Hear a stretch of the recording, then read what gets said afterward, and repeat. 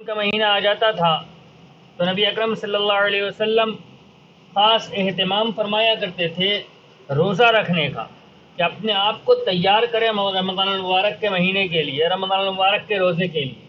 چنانچہ عائشہ رضی اللہ تعالی عنہ فرماتی ہیں کہ نبی اکرم صلی اللہ علیہ وسلم شعبان کے مہینے کے اندر بکثرت روزہ رکھا کرتے تھے، یہاں تک کہ ہمیں ایسا لگتا تھا کہ آپ پورے مہینے روزہ رکھ لیتے۔ اگرچہ علماء نے یہ مسئلہ لکھا ہے کہ اگر کوئی شخص ایسا ہو جس کو اس بات کا شبہ ہو کہ اگر وہ شعبان المعظم کے اندر کثرت سے روزے رکھے گا تو اس کے رمضان کے روزے میں نقاہت اور اس کے اندر کمزوری آئے گی، تو 15 شعبان کے بعد اس کے لیے روزہ رکھنا مکروہ ہے۔ لیکن اگر تندرست آدمی ہے جس کو روزہ رکھنے سے کوئی پریشانی نہیں ہوگی، اس کے لیے شعبان المعظم کے اندر کثرت سے روزہ رکھنا یہی مسنون ہے۔ تو نبی اکرم صلی اللہ علیہ وسلم اہتمام فرمایا کرتے تھے، رمضان المبارک کی تیاری کیا کرتے تھے۔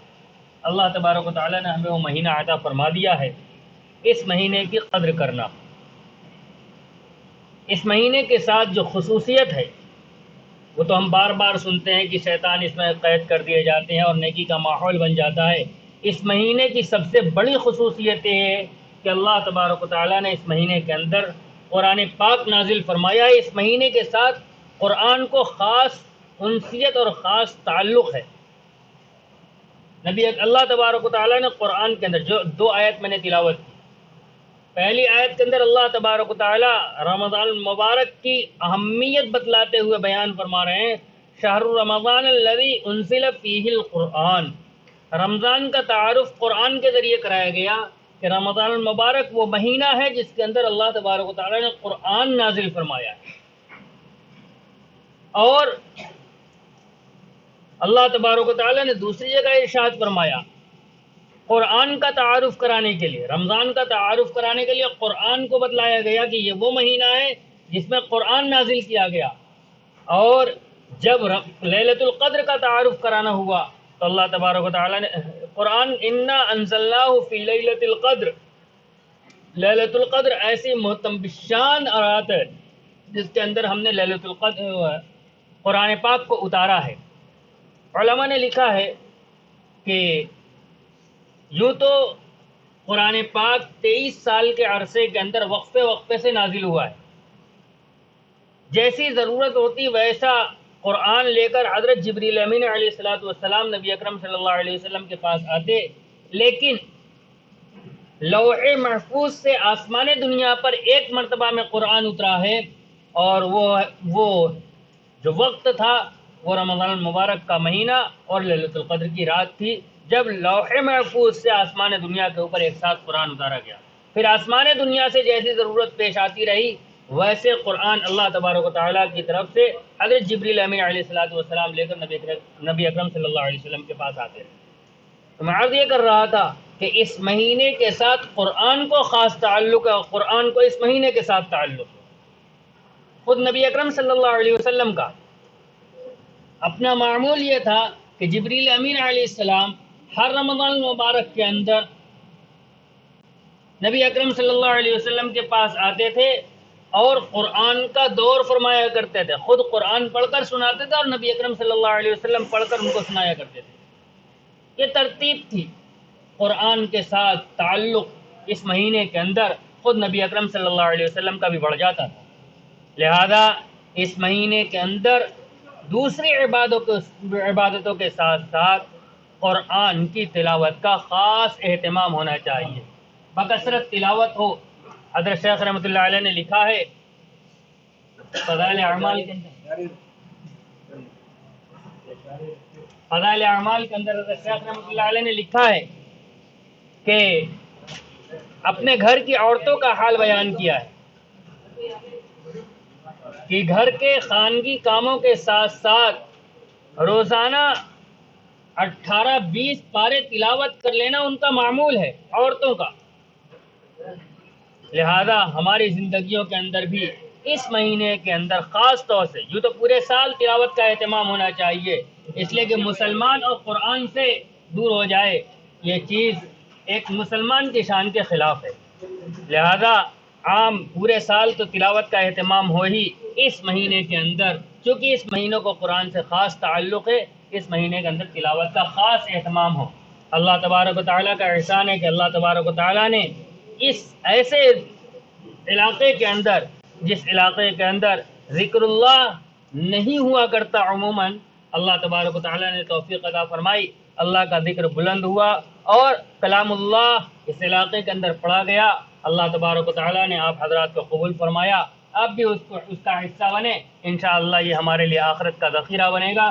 اللہ تبارک و تعالیٰ ہمیں توفیق عطا فرمائے، ہمارا قرآن کے ساتھ تعلق مضبوط فرمائے اور ہمیں تلاوت کرنے والا اور قرآن پر عمل کرنے والا بنائے۔ وآخر دعوانا ان الحمدللہ۔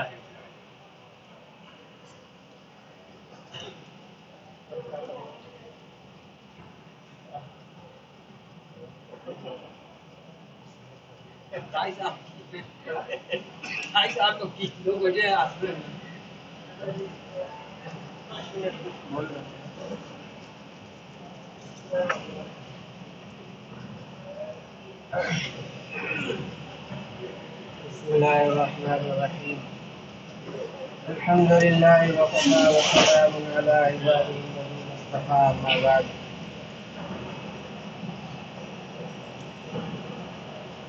محترم بھائیوں، بزرگوں اور دوستوں، ابھی آپ حضرات نے عظمت قرآن اور ماہ مبارک کے تعلق سے ضروری باتیں سماعت فرمائیں۔ اب مزید کچھ کہنے سننے کا موقع نہیں ہے، وقت کافی گزر چکا ہے۔ یہ رمضان المبارک کے پہلے عشرے کا آج آخری دن ہے، اور یہ عشرہ، پہلا عشرہ جو عشرہ رحمت کے نام سے جانا جاتا ہے، آج اس کا اختتام ہو گیا، اور دوسرا عشرہ جو عشرہ مغفرت کہلاتا ہے، اس کی آج سے شروعات ہو گئی۔ یہ ایک ہفتہ، ایک عشرہ جو گزرا ہے، ایک پیغام دے کر گیا ہے۔ پیغام یہ دے کر گیا ہے کہ ہم سب اپنا محاسبہ کریں کہ اس ایک عشرے کے اندر ہم نے کیا کھویا، کیا پایا، کتنی رمضان المبارک کی قدر کی، کتنی ناقدری میں اس کے شب و روز گزرے۔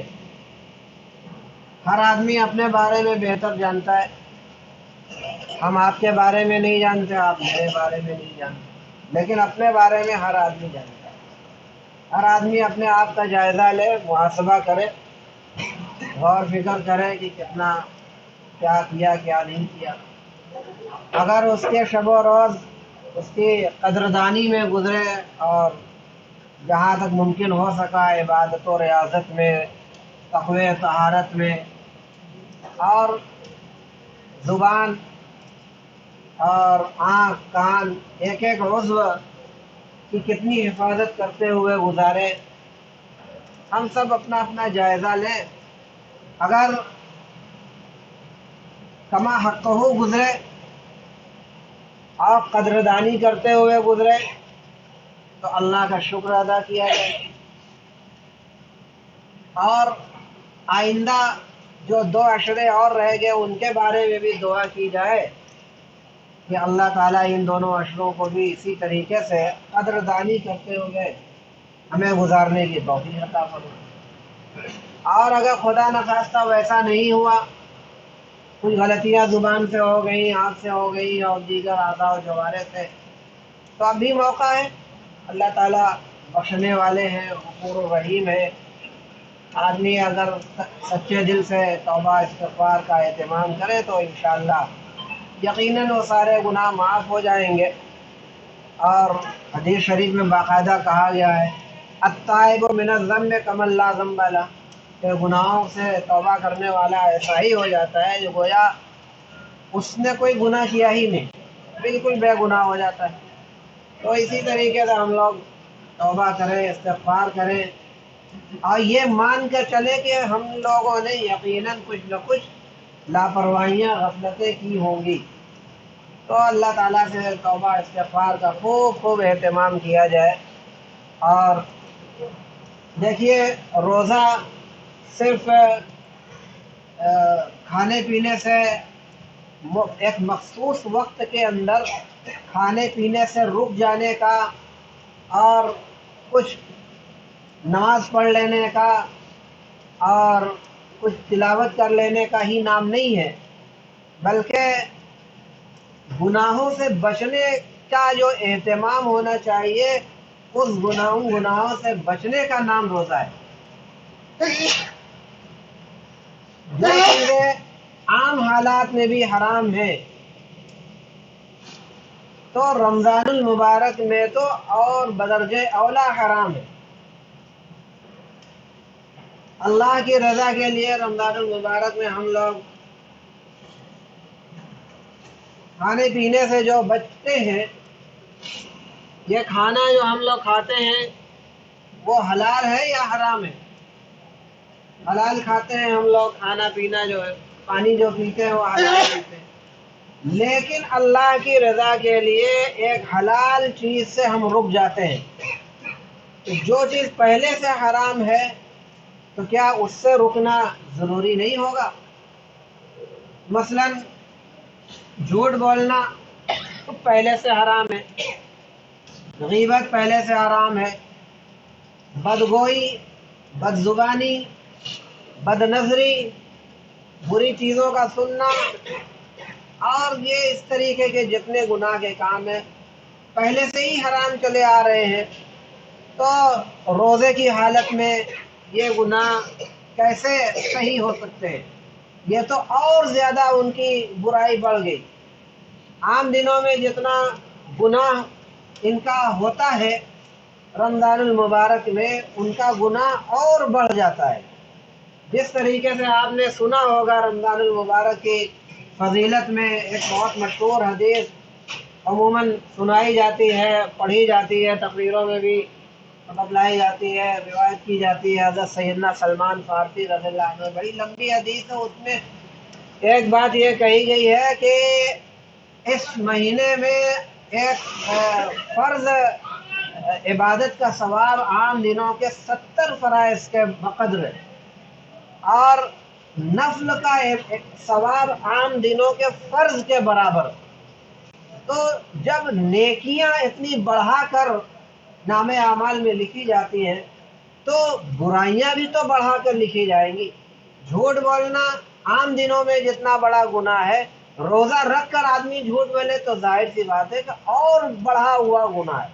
تو اس کی وجہ سے گناہوں کہ کوئی بڑھا کر جو لکھا جاتا ہے سو لکھا ہی جاتا ہے، اس کی وجہ سے ہمارا روزہ بھی خراب ہوتا ہے۔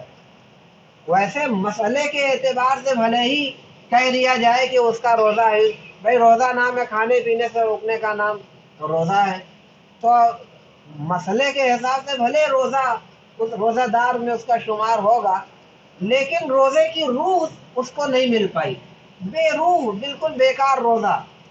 ایسے لوگ جو صرف بھوکے پیاسے رہے صبح سے لے کے شام تک، نہ ایک وقت کی نماز سے مطلب، نہ تلاوت سے مطلب، نہ کوئی نیکیوں کے جو کام کرنے وہ بھی نہیں کیا، اور جو گناہوں سے بچنا ان گناہوں سے بھی نہیں بچا، نہ اپنی زبان کی حفاظت کیا، کان کی، آنکھ کی، کوئی بھی عضو کی حفاظت نہیں، گناہ بھی کرتا رہا اور نیکیوں سے بھی دور رہا، اور صرف وقت پر افطار کیا، وقت پہ سحری کھائی تو ٹھیک ہے۔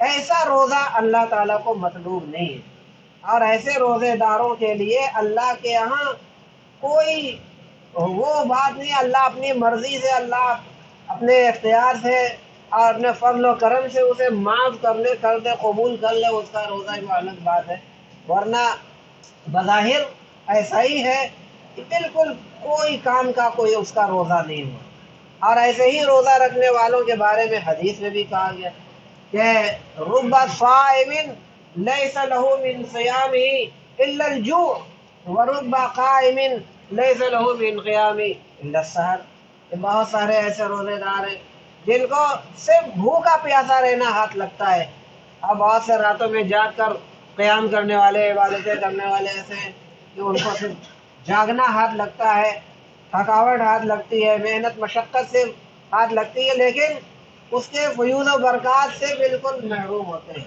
تو اسی قسم کے روزے دار ہیں جو صرف روزے کے نام پر بھوکے پیاسے رہ گئے اور نہ اپنی زبان کی حفاظت، نہ آنکھ کی، نہ کان کی، کسی کی حفاظت نہیں کیا اور نہ ہی کوئی نیکی کا کام کیا۔